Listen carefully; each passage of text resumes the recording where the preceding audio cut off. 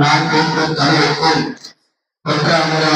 பாடிய போதும் தலைவருக்கும் யாமறிந்த மொழிகளிலே தமிழ்மொழி ஈரம் எங்கும் காணும்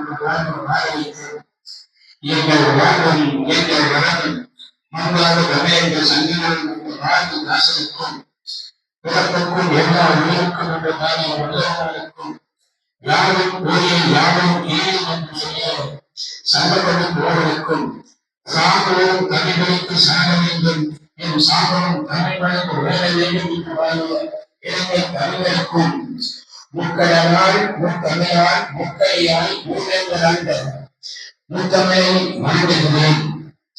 உலகில் தோன்றிய ஆறுதல வலிமையையும் இணைக்கப்படைய ஆரோடு அதில் எப்போது இருக்கிற ஆறு அந்த ஆறினை முதன்மையில் அந்த முத்தங்களாக இருக்கின்ற என் தமிழ்மொழியை வணங்குகிறேன்.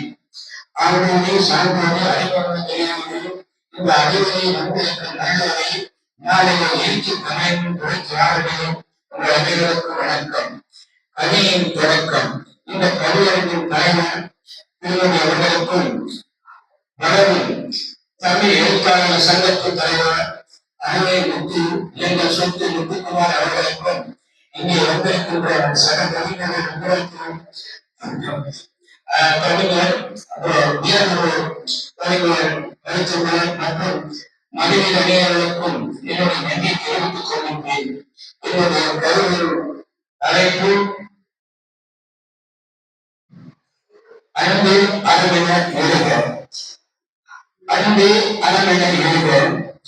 அன்பு அது தாயின் கருவறையில் தொடங்குகிறது.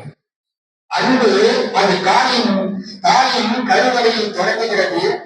அது தாயின் கருணையிலே வளர்கிறது.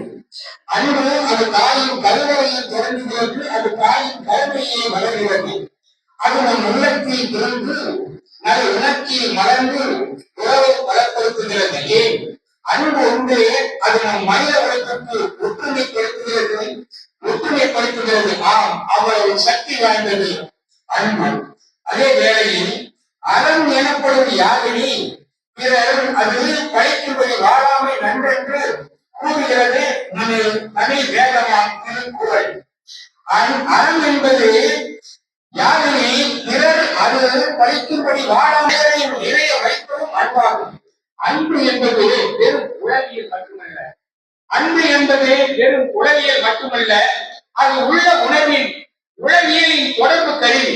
அன்பு என்பது வெறும் உளவியல் மட்டுமல்ல, அது உள்ள உளவியல் தொடர் கருவி. அகத்திறனின் அச்சாணி உள்ளத்து உணர்வின் உச்சாணி. அகத்திறனின் அச்சாணி உள்ள உணர்வின் உச்சாணி. அன்பென்றால் அது காதலும் கருணையும் என்பார்கள். அன்பென்றால் அது காதலும் கருணையும் என்பார்கள். ஆனால் கூடவே மனம் கசித்தலும் இணைந்து காட்டுவதே அன்பாகும். தன் தொடர்பு மட்டுமின்றி அன்பே பிறரிடக்கும் ஊடுருவும் சக்தி கொண்டது. தன் தொடர்பு மட்டுமின்றி பிறரிடக்கும் அன்பே ஊடுருவும் சக்தி கொண்டது. அது பாய்ந்ததும் யுக்தி கொண்டது. அன்பே நம்மை வழிநடத்தும் அரணாக கொள்க. அவ்வாறான வாழ்வை நல் வாழ்வென கொள்க. அறமென அதற்கு துணையென எழுக.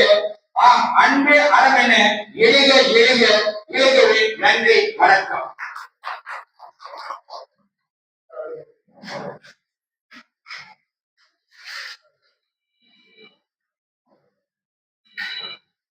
Gracias.